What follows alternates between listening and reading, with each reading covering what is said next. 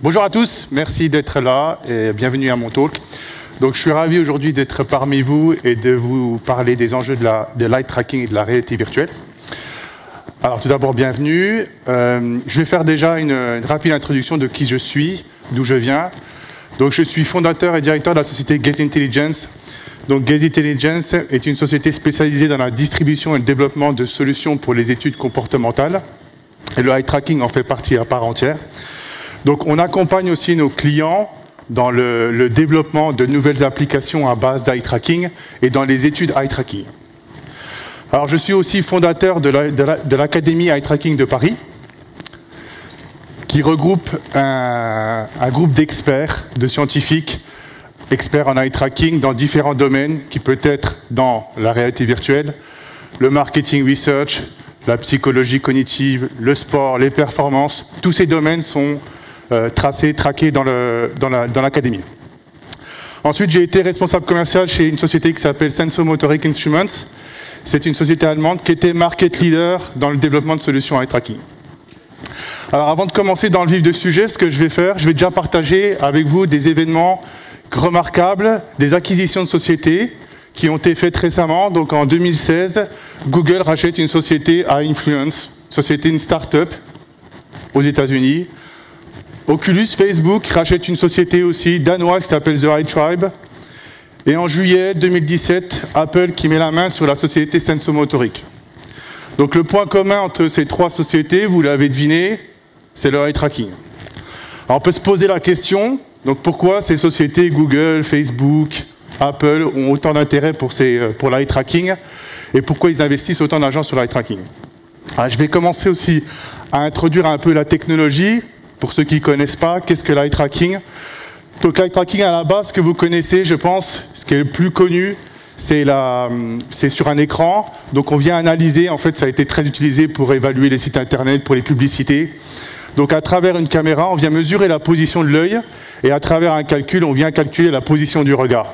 On a aussi la position de la tête et on a aussi la taille de la pupille. Alors quelques rappels aussi sur la vision humaine. Donc ici, la vision humaine, elle est limitée à ce qu'on appelle par une vision fovéale.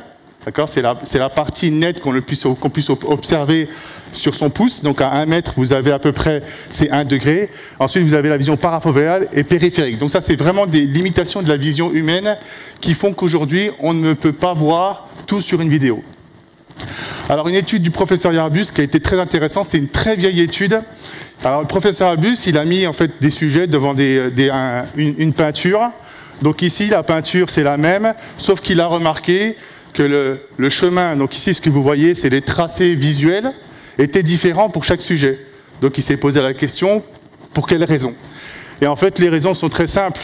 Sur chaque sujet était définie une instruction, une tâche. Donc à travers cette tâche, vous avez différentes stratégies visuelles, et inversement, à travers ces stratégies visuelles, on peut prédire un comportement. C'est ce qui rend vraiment intéressant dans l'eye tracking. Donc ici, par exemple, vous avez des visuels, donner l'âge des personnes sur la vidéo, sur la peinture, et vous avez directement, on voit tout à fait que la personne passe beaucoup de temps sur les visages. Donc c'est vraiment des informations très importantes. Alors l'eye tracking dans les casques VR, ça a beaucoup évolué avec le temps. Donc avant, ça ressemblait un peu à ça.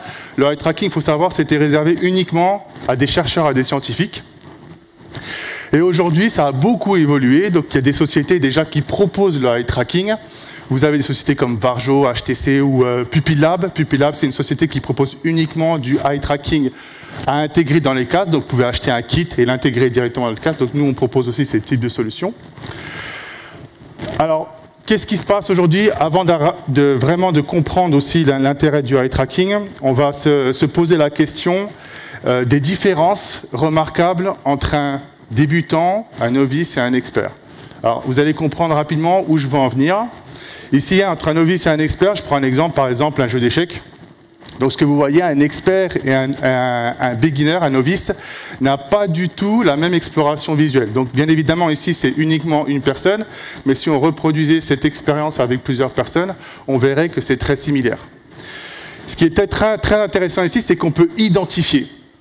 Ça veut dire qu'à travers un modèle, donc une stratégie visuelle, ou à travers même des fixations, donc les cercles que vous voyez, ça veut dire des fixations. Donc plus le cercle est grand, plus les fixations sont longues.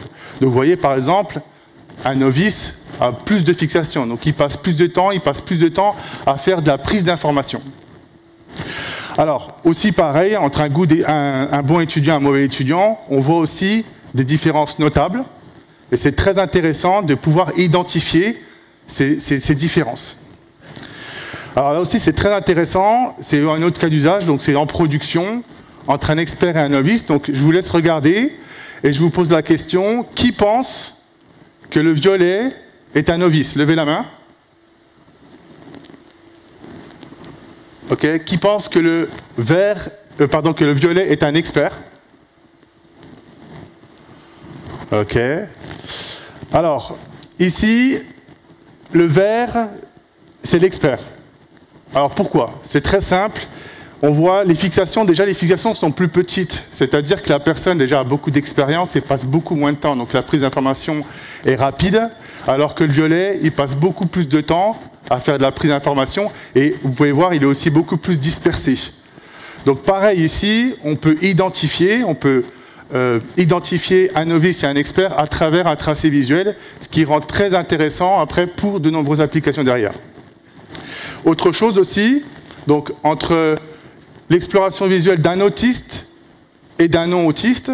Donc en jaune, vous avez un autiste et en violet, un non-autiste. Donc ici, pareil, on a aussi des différences notables et on peut les identifier. Et on appelle, quand on peut les identifier, on essaie de trouver ce qu'on appelle des marqueurs ou on appelle même des biomarqueurs. Alors, conclusion sur ces types de tracés visuels. Donc, on a bien vu que les comportements visuels dépendent de l'expertise, ça c'est très intéressant parce qu'on peut développer de nombreuses applications basées à eye tracking sur l'expérience,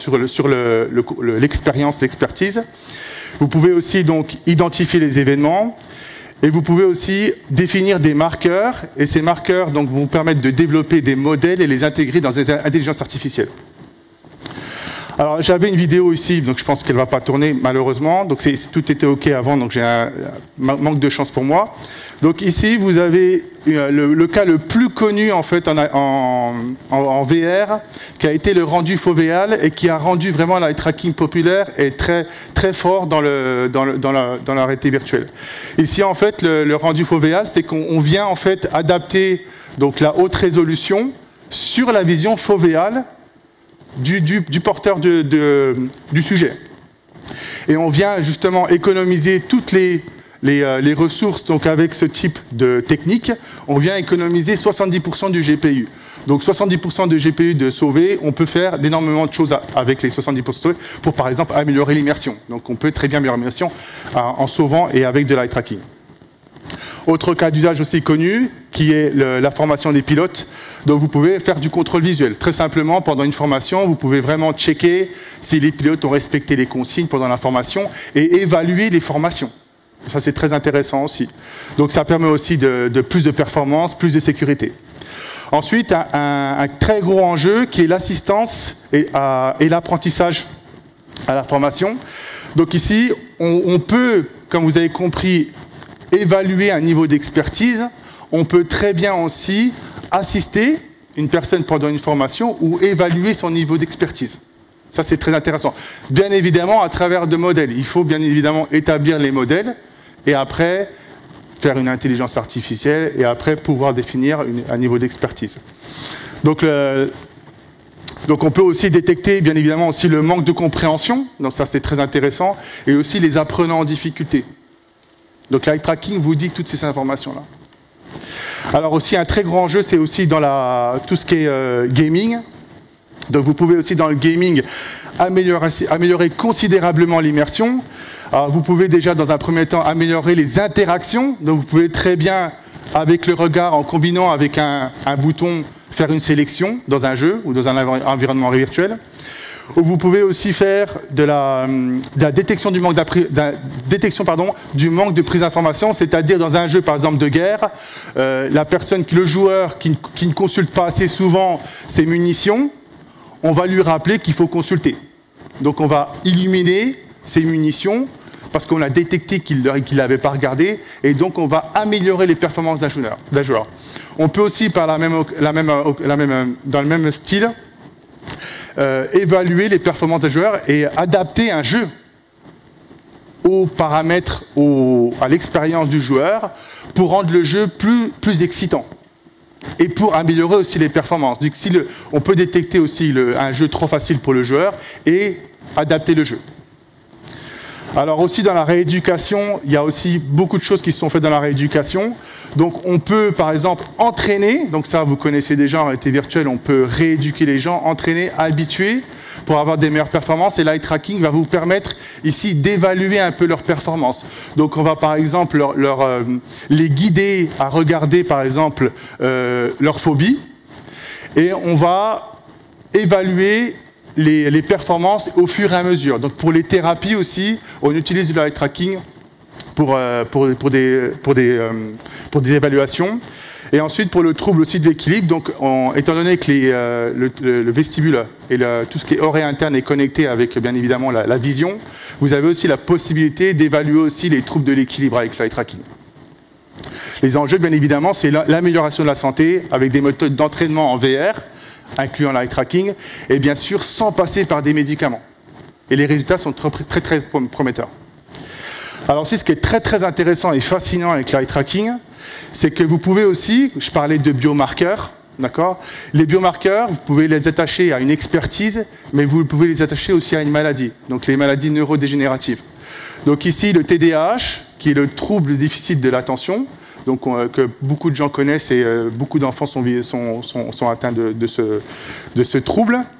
Donc vous avez aujourd'hui des sociétés qui permettent d'analyser, de tester ce TDAH à travers le eye tracking.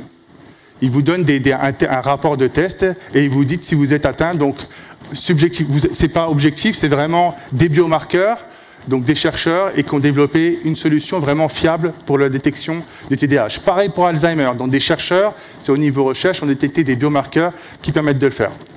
Parkinson, c'est pareil. Autisme, c'est pareil aussi. Alors, un enjeu aussi très important, c'est la détection de la nausée, le motion sickness. Donc, dans la VR, c'est quelque chose de très très important. Donc, aujourd'hui, la question, c'est peut-on détecter la nausée à travers les mouvements oculaires ? Donc c'est une question que beaucoup de personnes se posent. Je pense que Google et Apple sont en train de travailler dessus. Donc l'idée, c'est vraiment d'avoir une détection de la nausée à travers les mouvements oculaires, donc d'avoir un biomarqueur qui permet de donner cette valeur, et d'adapter le jeu ou d'informer le joueur, donc qu'il est victime d'une nausée ou qui va être victime d'une nausée et qu'il faut qu'il arrête de jouer. Donc voilà, pour sa santé, il faut qu'il stoppe. Alors, ensuite... vous avez donc les enjeux de l'eye tracking. Donc, pour terminer, il me reste 1 minute 30, donc je vais aller rapidement. Donc les enjeux de l'eye tracking dans le gaming, donc on a vu, ce qu'il faudra retenir, c'est l'amélioration de l'immersion et de l'interaction, donc les réductions à travers le rendu FOVA du 70% du GPU. Ensuite, je n'ai pas parlé aussi, ce qui améliore l'immersion, c'est aussi la possibilité d'ajuster la distance intrapupille. Donc le fait d'avoir un eye tracking, vous avez cette mesure directement. Et vous avez des casques aujourd'hui, comme par exemple le casque Verjo, qui permet d'ajuster automatiquement cette distance et qui permet d'améliorer aussi le rendu 3D et l'immersion. Alors vous avez aussi bien évidemment les interactions, sélection naturelle, le regard en combinant le bouton, les interactions sociales. Bien évidemment, je n'ai pas pu tout parler ici parce que c'est compliqué. Donc vous avez par exemple Facebook aujourd'hui qui pense fortement à interagir directement avec des casques, avec des avatars, et bien évidemment les avatars vont reproduire les mouvements de vos yeux pour les rendre plus vivants et pouvoir interagir. La santé, donc comme j'ai dit, donc la santé, l'amélioration de la rééducation et des diagnostics, donc que ça soit la phobie et d'autres types de rééducation. Ensuite, des logiciels à base d'IA qui vont se développer et qu'on développe aussi sur certaines demandes pour identifier les maladies neurodégénératives, donc par exemple le TDAH.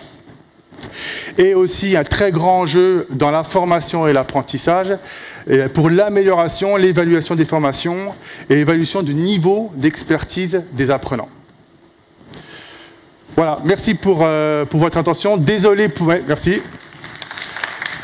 Désolé pour les problèmes techniques.